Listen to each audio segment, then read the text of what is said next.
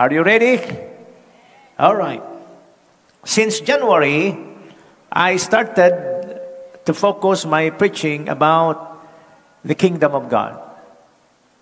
And I share with you that the most important message na dapat mapakinggan ng lahat ng tao ay ang mensahe patungkol sa paghahari ng Diyos sa buhay ng bawat nilalang.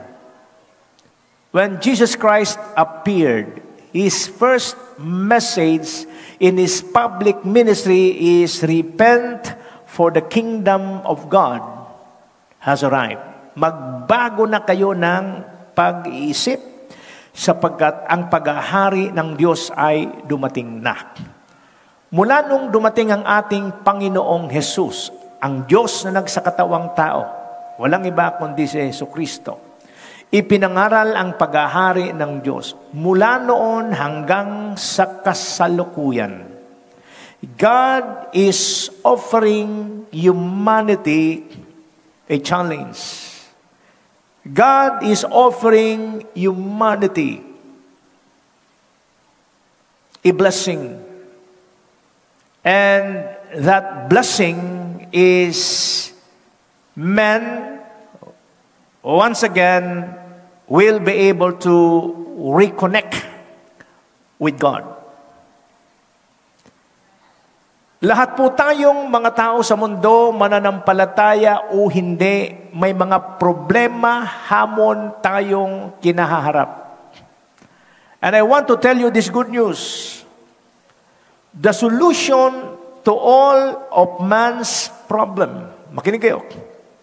Ang solusyon sa bawat problema ng lahat ng tao, anumang nationality, anumang kulay, anumang bansa, ang kanyang pinanggalingan. The solution to all of man's problem is none other than the kingdom of God. Yun po ang solusyon. Kaya sa loob po ng 3.5 taon ng pananatili at pangangaral ng ating Panginoon dito sa lupa, the only message na kung saan nandun ang kanyang focus is about the kingdom of God, because when a person understand that the kingdom of God can be experienced here on earth, the moment a person understand that it is possible for him to experience God, His rule, His government while living his life on earth, mga kapatid, makakapagpatutuo ka na napakasarap mabuhay dito sa lupa, kasi ang magiging karanasan mo at ang magiging patutuo mo ay pinaghaharian ka ng Diyos. Palapakan natin ang Panginoon. Ang paghahari ng Diyos, kung tatanggapin po natin, hindi nito inaalis o hindi tayo binibigyan ng exemption na hindi na makaranas sa mga pagsubok. Ang mga pagsubok ay nagiging stepping stone natin upang patuloy na maranasan ang mga pangako ng Diyos.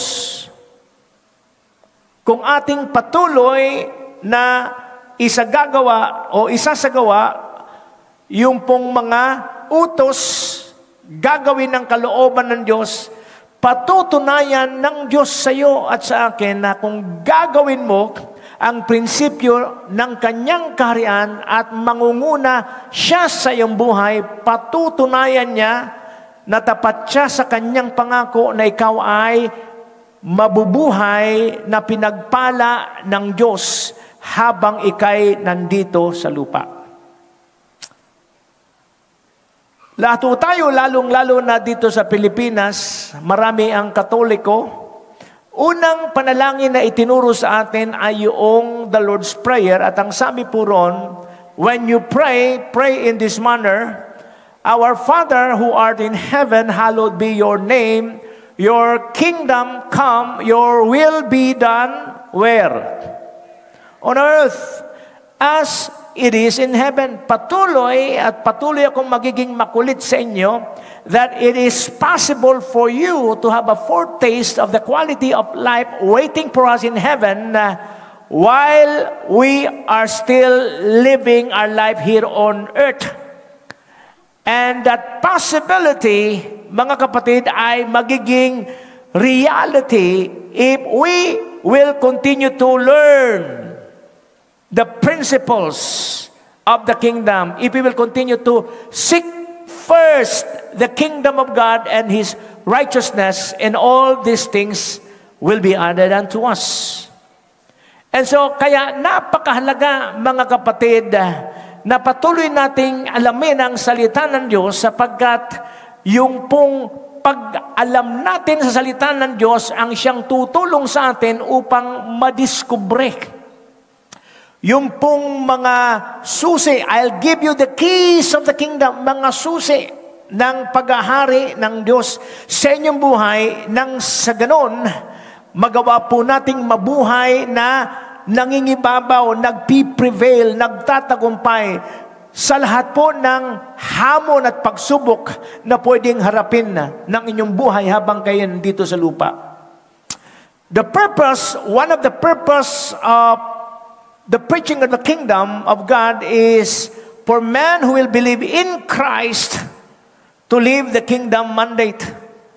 And we are now on the series study about how are we going to live the kingdom mandate.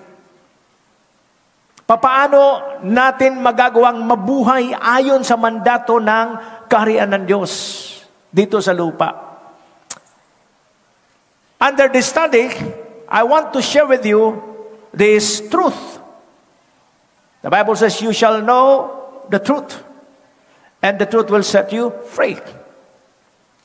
If we want to live the kingdom mandate, kung nais po natin, mga kapatid, na mabuhay at maranasan ang kalidad ng buhay na gustong iparanas sa atin ng Panginoon dito sa lupa, be sure, letter A, be sure that your life is a life that is blessed by God. That's the only way for us to live the kingdom mandate. That's the only way for us to prevail and govern with grace. We should possess, we should receive life that is blessed by God. Now, when we say life that is blessed by God, ano ibig sabihin nito?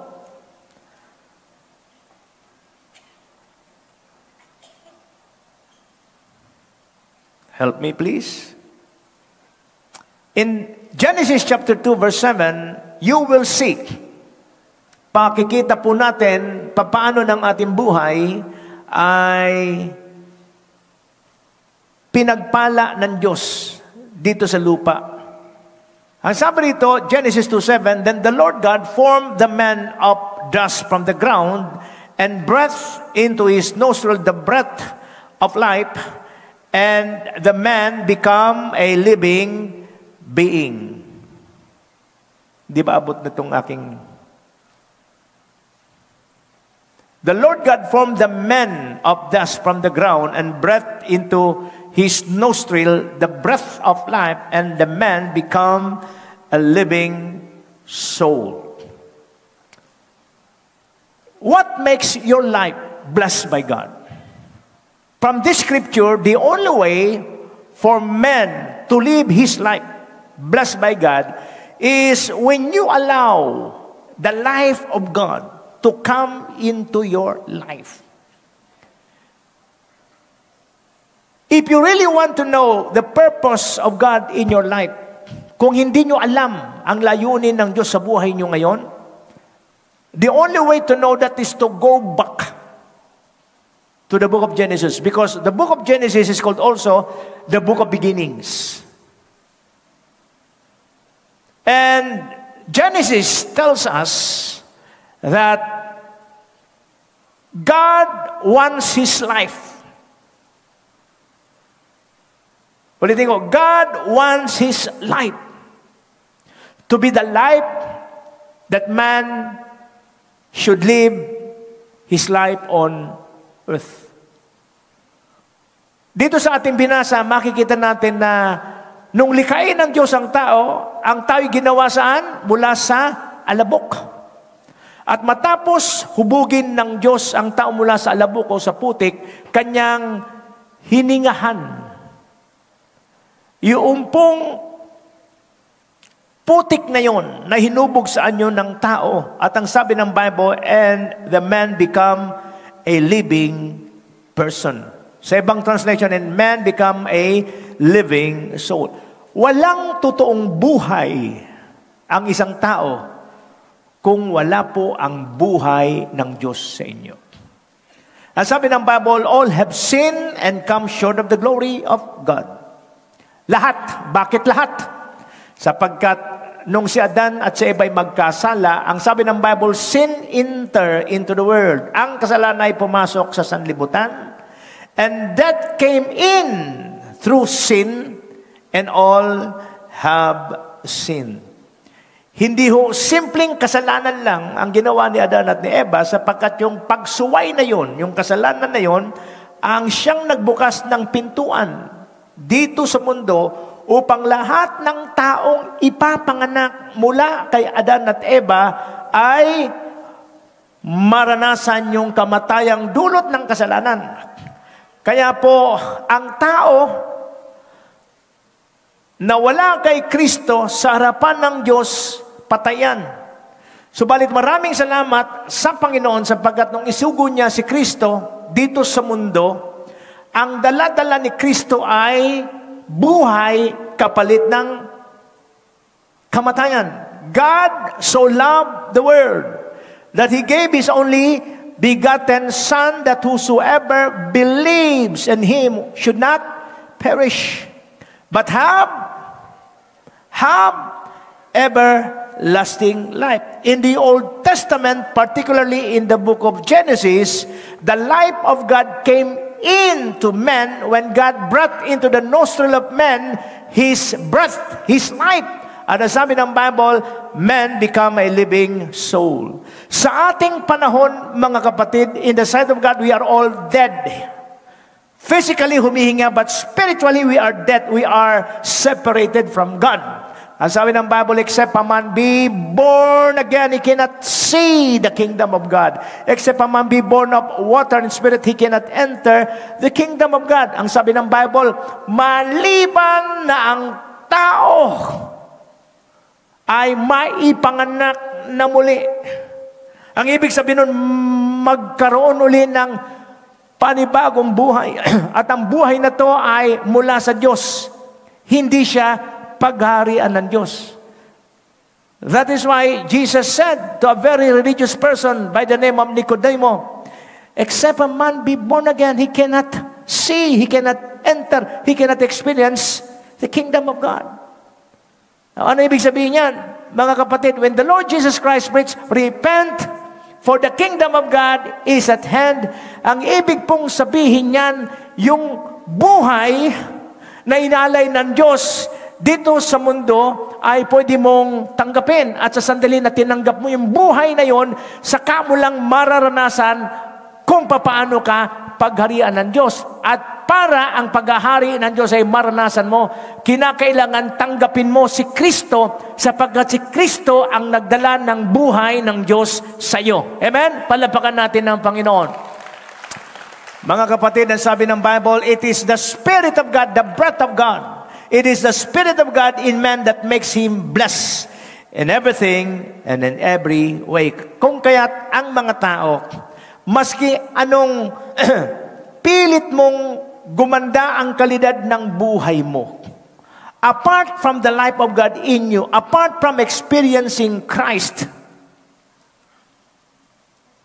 lagi niyong tandaan, anumang pilit niyong guminhawa, anumang pilit niyong maranasan yung kalidad ng buhay, apart from Christ, hindi mo pa rin masasabi na ang buhay na yan ay buhay na talagang pinagpala.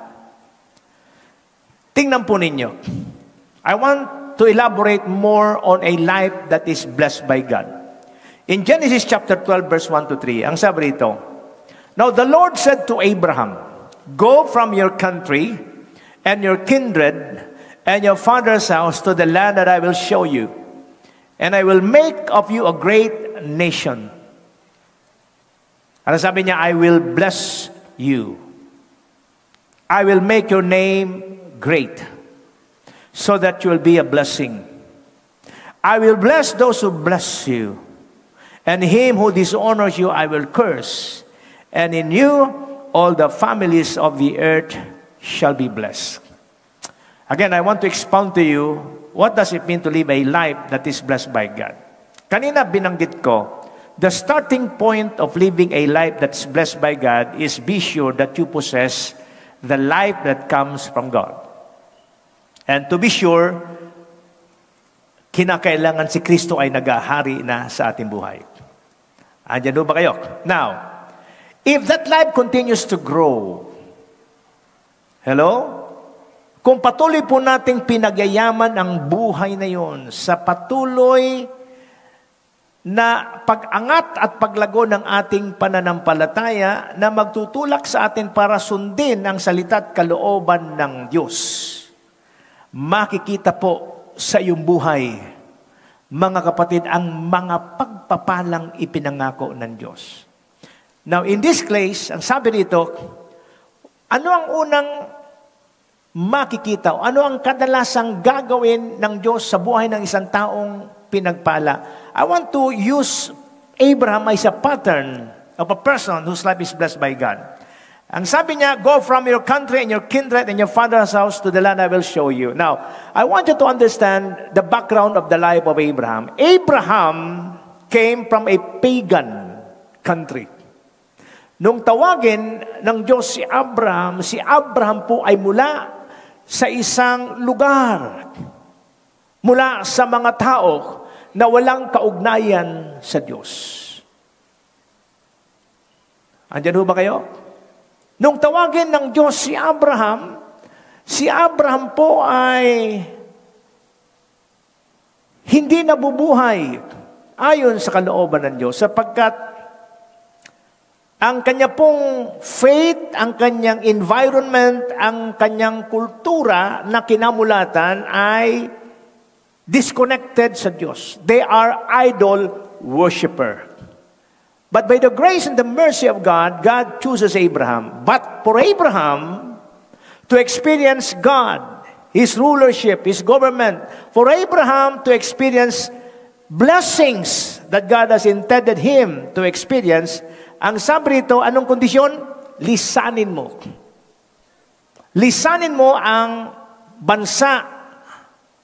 Lisanin mo ang mga kamag-anak mo. Hello?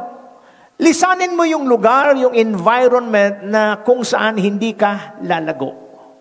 Lisanin mo ang lugar, kalalagayan na kung saan ay hindi mo makikilala ang Diyos.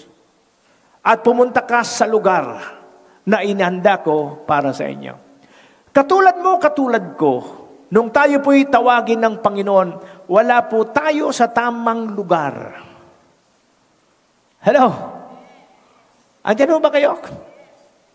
Yung ating lugar na kinamulatan na isang lugar na kung magpapatuloy tayo, mananatili tayong mangmang sa kalooban at karunungan ng Panginoon. Alam po ba ninyo, kanina lang papunta ako rito. Ang sabi nung pinakikinggan kong preacher, what destroys the life of people are the things that they do not know. What destroys the life of so many people are the things that they do not know. It is just a paraphrase of Hosea 4:6. My people is destroyed because of lack of knowledge. So, ibig sabihin yun, ang sumisira sa atin ay yung mga bagay na hindi natin alam. Hello? Hello?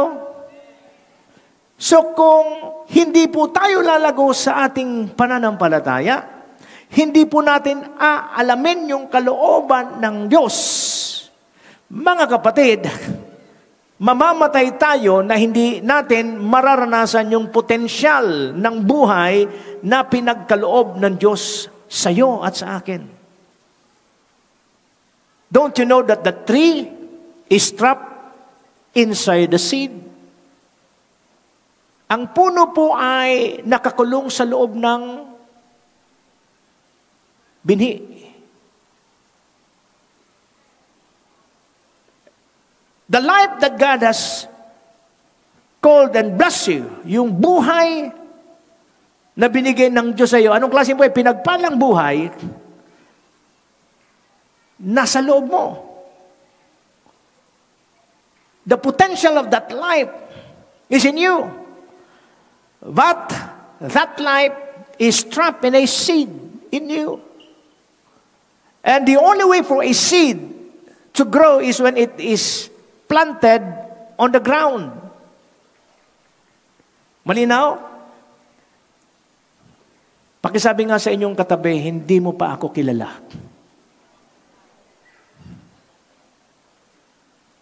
Walang isa man sa atin ang nakakakilala ng totoong pagkataon natin at totoong aabutin natin. It is still trapped in you. And because that life is so much blessed by God, ang sabi ng Bible, beyond what you ask, beyond what you think, beyond what you imagine. Kaya lang, you need to live in the right environment. Yun ang unang kondisyon na binigay ng Diyos kay Abraham bago maranasan ni Abraham yung buhay na pinagpala. Go from your country and your kindred and your father's house to the land I will show you. So the first condition is what? To leave the place of ignorance. To leave the place of not knowing. Started your journey where? To the land that God will show you. Pakisabi sa inyong katabi, life is a journey. Ang buhay ay paglalakbay. Sa bawat hakbang patungo sa iyong destinasyon, mas nagiging maliwanag ang buhay. Mas nagiging maalwan ang buhay. And as we continue to serve God, as we continue to obey God, as we continue to know the things, the plans that God has for you, I'm sure sa ulado ninyo in Jeremiah 29:11, maski nakapikit ang mata nyo. Ano ba yung Jeremiah 29:11? For I know the plans I have for you. Plans not to harm you, but to prosper you, to give you a hope, and to give you a future. You want hope? You want future? You want prosperity? You want blessing? What's the key? I know. The key is to know the plans and the purposes of God for your life. And there is right environment for you to know God's plan and purpose. If you're living in a place na hindi mo naunawaan ng plano ng Diyos sa iyo, you will never reach your destiny. You will never experience a life that's blessed by God. But if you want to experience a life that's blessed by God, let's continue to face the challenge. I know the plans I have for you. And what's the challenge? Let us be filled with the knowledge of God's plan. Marami ho sa atin, napakadeboto po natin sa ating mga dating pananampalataya, maski hindi natin naiintindihan yung buhay, hindi natin naiintindihan yung plano ng Diyos. Basta ako nabuhay sa ganito, dito na rin ako mamamatay. Kung nabuhay kang mangmang, mamamatay ka ring mangmang. Hello? No. Wag ko kayong maging sincero sa mali. Most people die because they believe sincerely sa kanilang pinaniniwalaan. To be sincere is not enough. Ulitin ko, to be sincere in your belief is not enough.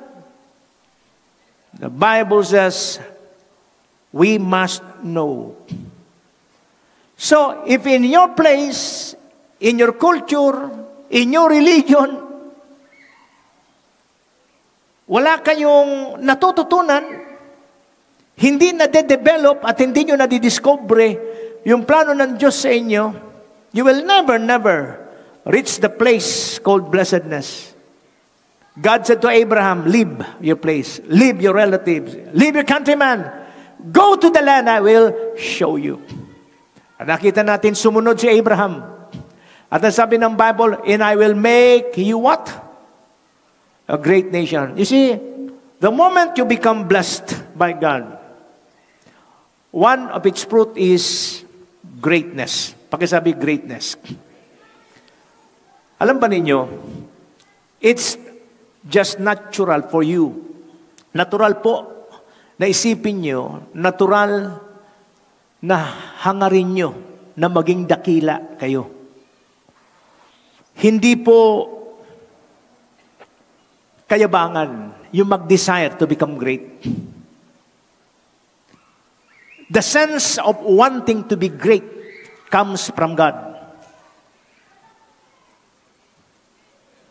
In fact, it's abnormal for a person na sa kanyang pamumuhay, lagi niyang kumpisal, ayaw kong pinagpala ako, ayaw kong maging dakila ako. It's abnormal. Hello. The reason why you want to study, the reason why you want to finish your study, the reason why you want to become successful in your business, and whatever to do, is because of this inner desire to become great. Hindi masama yun. Galing sa Diyos yun.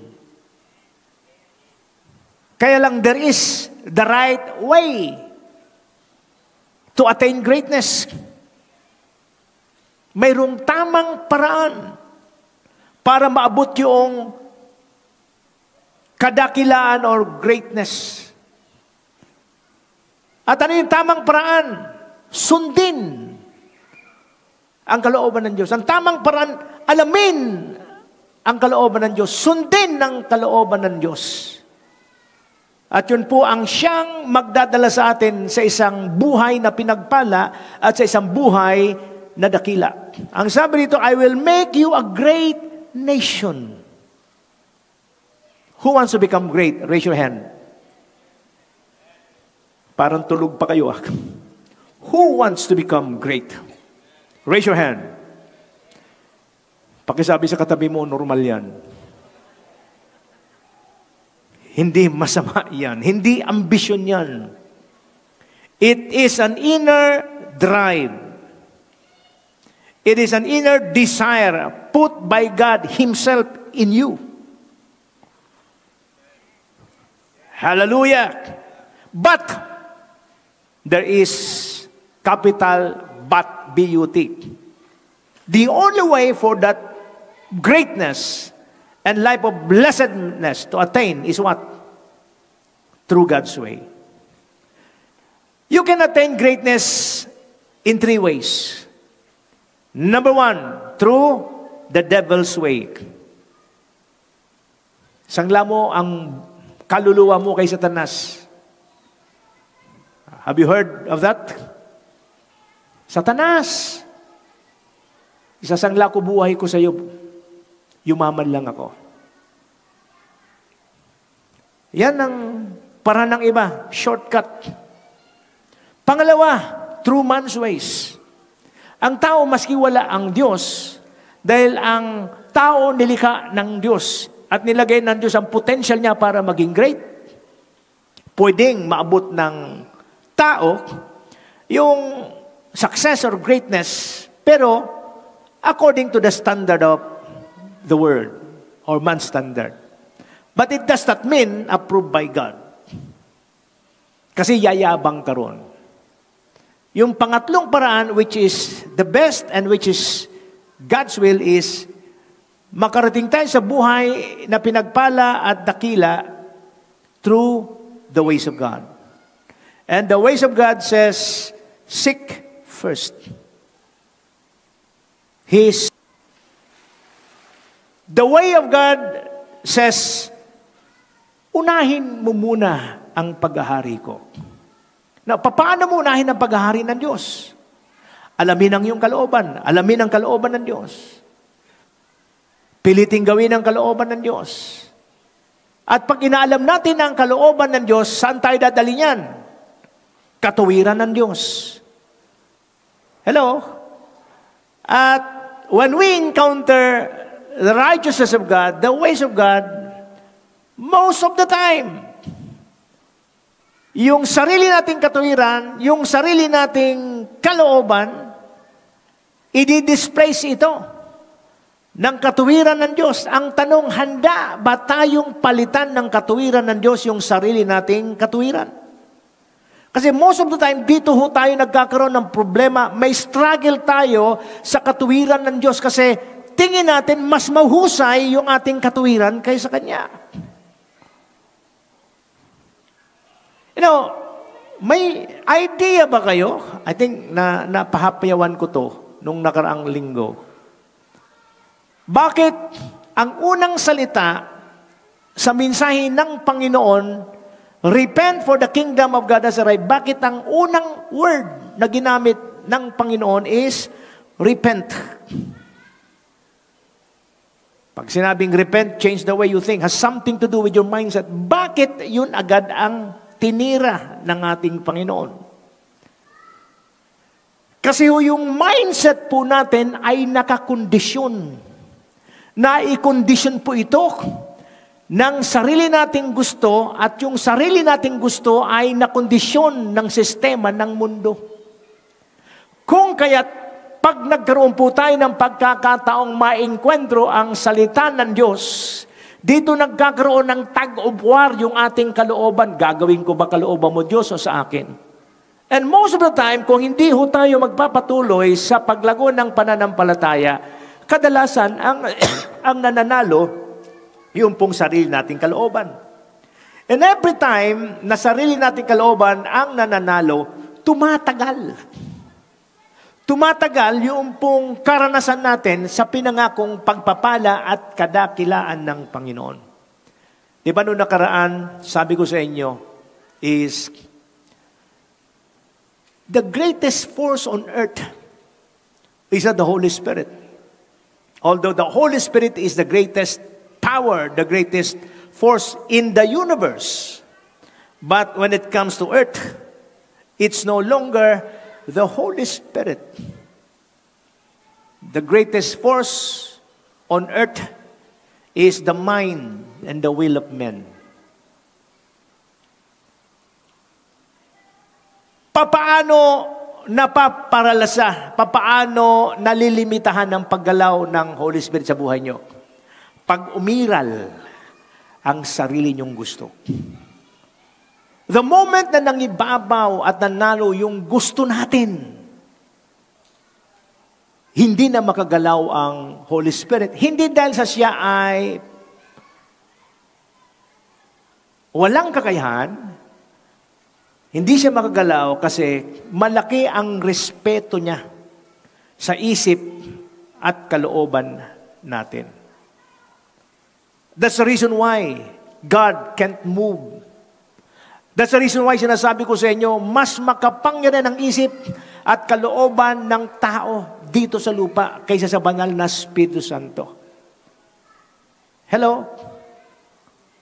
The only way for the Holy Spirit to do His bidding is when we surrender our will, our mind to the will of God. The moment we surrender our mind, our will, our lives to the will of God, then that's the only time for the Holy Spirit to do His work. At mga kapatid, hindi ka magsisisi sa sandali na isurrender po natin yung ating isip at ang ating kalooban sa kalooban ng Diyos. Greatness is God's plan for you and me. That's the fruit of a life blessed by God. Sabi nito, and I will make you a great nation, and I will bless you, and make your name great. Alam niyo, pag isang tao ay pinagpapala ng Diyos at dinadakila ng Diyos, Pangalan niya pa lang, may laman na. Hello? Pangalan niya pa lang, may iba ng tunog. Pangalan niya pa lang, nagdidikta na ng respeto. Ang sabi ng Bible, and I will bless you and make your name great. Pangalan niya pa lang. Marami na ang nag-o-offer magpautang maski walang collateral. The greatness of a man is also in his name. Just like Jesus, you shall call his what? Name. But at the name of Jesus, every knee shall bow. Every tongue confess that Jesus, the name, Jesus, that Jesus is Lord. Pangalan pa lang, the essence of a man is in his name. When God gives you greatness, when God allows you to be blessed, pangalan mo pa lang, it will demand respect, honor from the people na nakakilala sa iyo. I will make you a great nation, I will bless you and make your name great. Why? So that you will be a blessing. Ulitin ko. Sino sa inyo gusto nyong pagpalain kayo ng Panginoon? Raise your hand. Next question, why? Why? Bakit? Para magkaroon ng malaking bahay?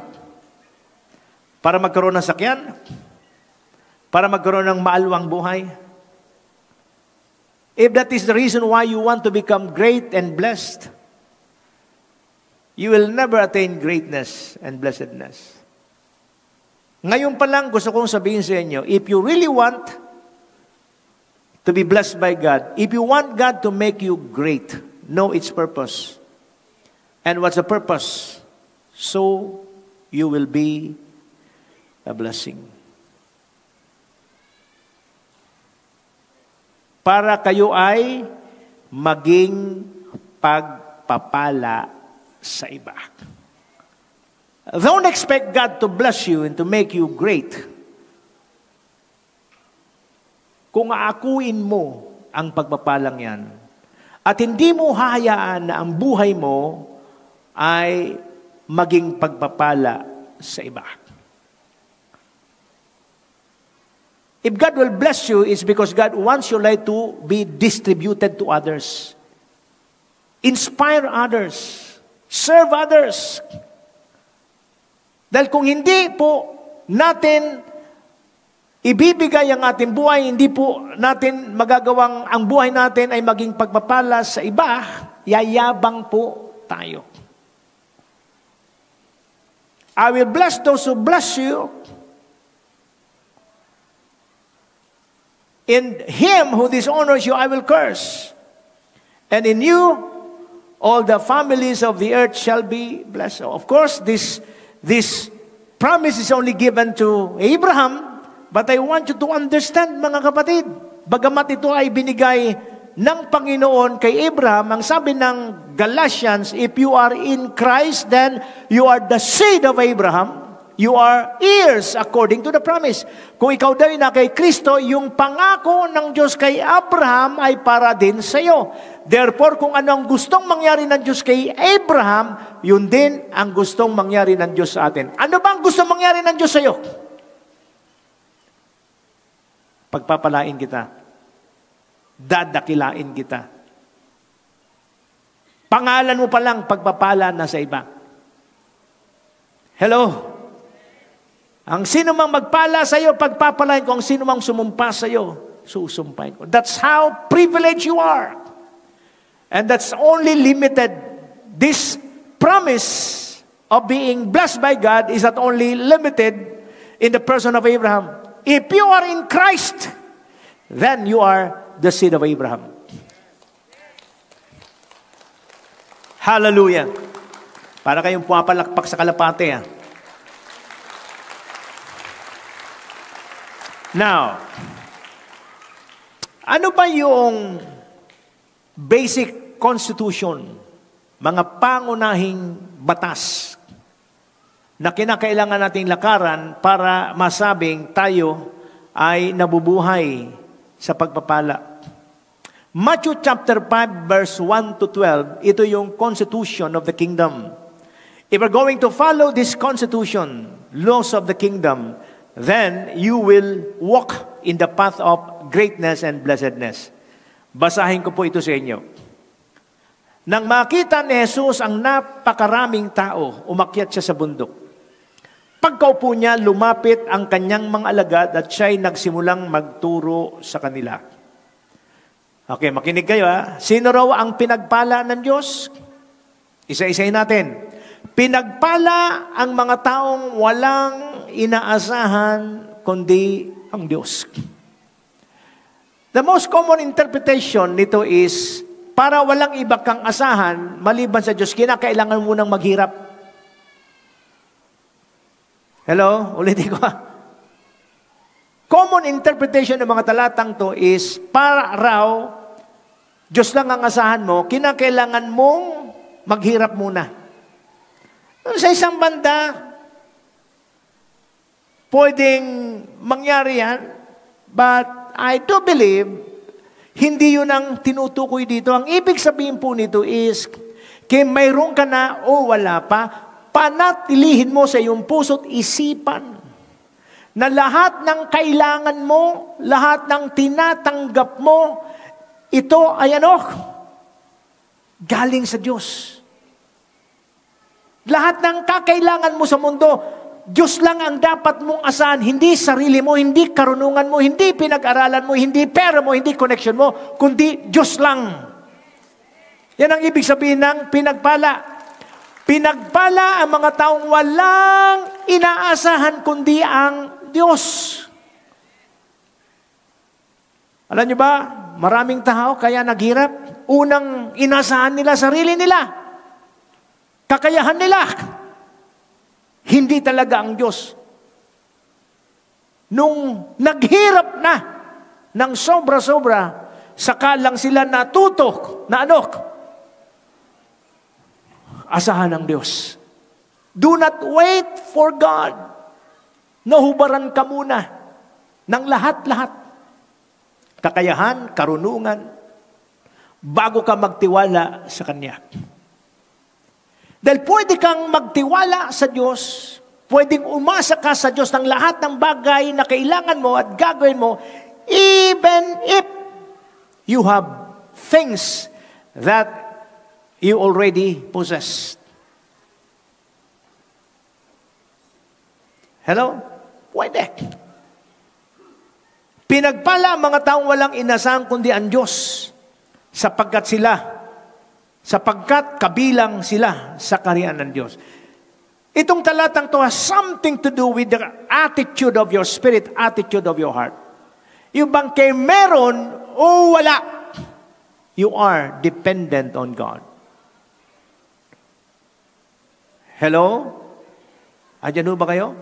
Ano pa? Pinagpala ang mga nagdadalamhati sapagkat aaliwin sila ng Diyos.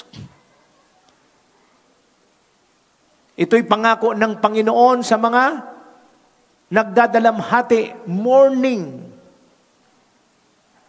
Pakisabi sa inyong katabi, season lang yan. Okay? There's time for everything. There is season of every activity under heaven. Maari ngayong masaya ka. After a month, could be may kapalit yan. Morning, nagdadalamhati ka. Pero lagi niyong tandaan, walang permanente. Season lang yan. Just move on. Just move on. Pinagpala ang mga nagdadalamhati. Why? Sapagkat aaliwin sila ng Diyos. Pinagpala ang mga ano pa? Mapagpakumbaba. Sapagkat mamanahin nila ang daigdig. So ito'y paalala sa mga pinagpapala ng Diyos. Kadalasan kasi pag naranasan na natin ang pagpapala ng Diyos, yumayabang tayo. Nung walang-wala tayo, lapit kay Lord. Hindi ka umabsent sa gawain. Hingi ng prayer. Nung sinagot na ni Lord yung panalangin mo, hello? Pinagpapala ka na? Mayroon ka ng pera para magliwaliw? Hello? Mamasyal? Ang problema? Tinatawag mo laging Sunday pa mamasyal? Andyan ba kayo? Wala kang kamalay-malay. Lumalaki na ulo mo. Ang sabi ng Bible, pinagpala ang mapagpakumbaba sapagkat mamanahin nila ang daigdig. You see, the key to inherit the earth is to continue live humbly before God. That's the key. Yung bang the more na pinagpapala ka, the more na nagpapakumbaba ka. Do not allow yourself to be driven by blessing. Ulitin ko, do not allow yourself to be driven by blessing. Pag ikay pinagpapala na ng Diyos, huwag niyong hayaan na ang pagpapala ang magmaniobra at magmaneho ng buhay mo. Sa halip, lalo pa itong magdala sa iyo sa mas mapagpakumbabang kalagayan. Lord, kaya ako pinromote mo dahil sa iyo. Kaya mayroon akong increase sa aking sweldo dahil sa iyo. At dahil dyan, Panginoon, lalo akong magpapakumbaba sa iyo. Lalo ako, Panginoong, maglilingkod sa iyo. Lalo ako magbibigay ng panahon sa iyo. That should be the response every time blessing comes to you in Jesus' name. Hello? Pinagpala ang mga mapagpakumbaba sapagkat mamanahin nila ang daigdig. Ang bilis ang oras. Pinagpala ang may mga matinding hangarin na sumunod sa kalooban ng Diyos. You want to be blessed? At ang ganda ng translation nito. Pinagpala ang may matinding hangarin. Matinding hangarin na ano? Sumunod sa kalooban ng Diyos. How many of you believe that following the will of God is not easy? Hello? Hindi ho ganun kadali. Lalo yung malalalim na. Ang sabi ng Bible, pag sinampal ka sa kanan, ibigay mo ang kaliwang pisngi mo. Madali ba yun? Ha? Mahirap. Pero may tinuturo ang Diyos doon. Huwag niyong gantihan ng masama. Ang masama. Ang ibig sabihin ng Panginoon, overcome evil with good. But to live a life where God commands us to overcome evil with good, it's not an easy command. Pero, kayang magawa. How? By nurturing that desire. Payabungin natin yung matinding hangarin na ano? Sumunod sa kalooban ng Diyos.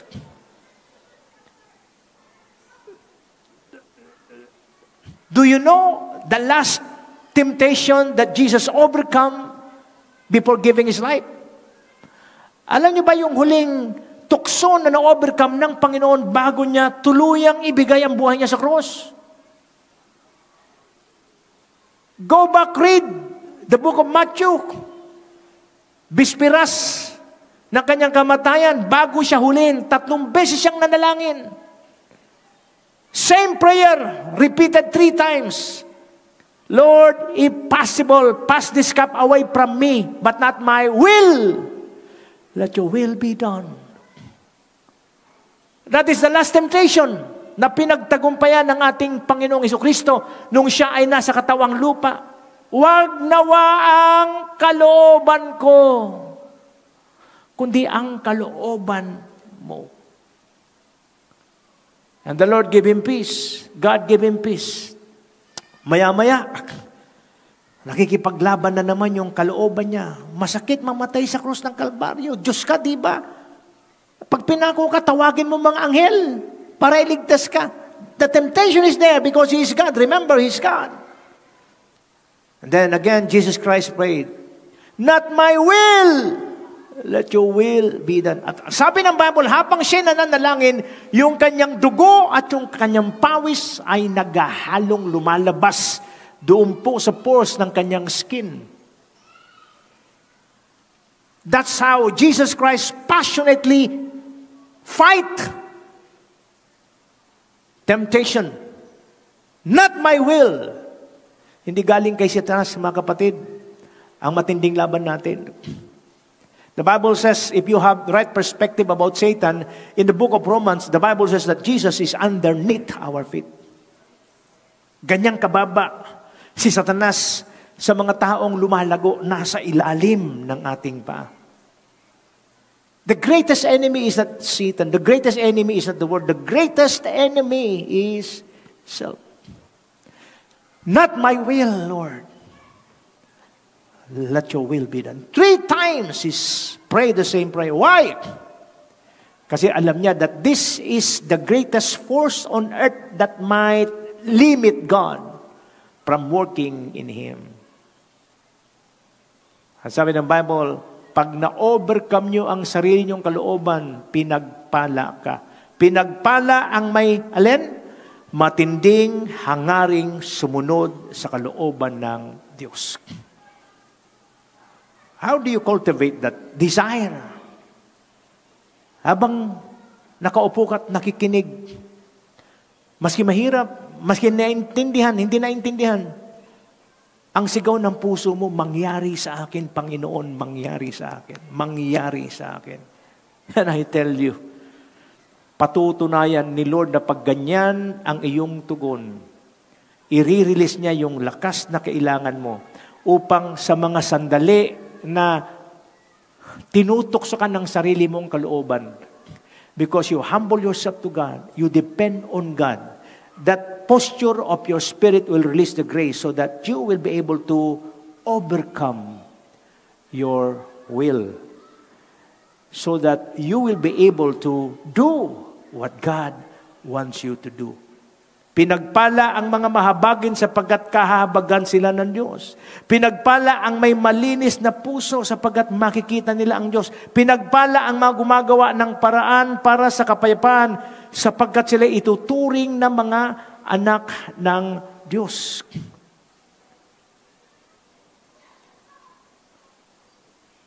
At sabi ng Bible, pinagpala ang mga inuusig ng dahil sa kanilang pagsunod sa kalooban ng Diyos, sapagkat kabilang sila sa kaharian ng langit. Pinagpala ang mga nilalait at inuusig ng mga tao at pinararatangan ng lahat ng uri ng kasamaan na pawangkas sinungalingan ng dahil sa akin. Magsaya kayo at magalak, sapagkat malaki ang inyong gantimpala sa langit.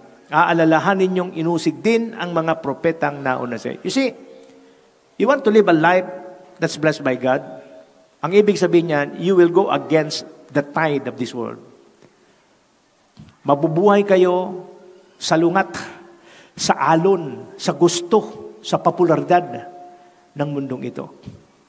Yung dati nyo mga kaibigan, they will start taunting you. They will start, sisimulan nilang tuksuin ka, maliitin ka. Hindi nyo kinakailangan ng maraming kaibigan. Ang kailangan nyo, totoong kaibigan. Sino ang totoong kaibigan? Ang totoong kaibigan, ito yung magdadala sa iyo palapit sa paggawa ng kalooban ng Diyos. Kung ang mga kinikilala niyong kaibigan niyo ngayon ay humahad lang at naglalayo sa iyo kay Kristo, they are not God-sent. Hindi sila padala ng Diyos sa iyo.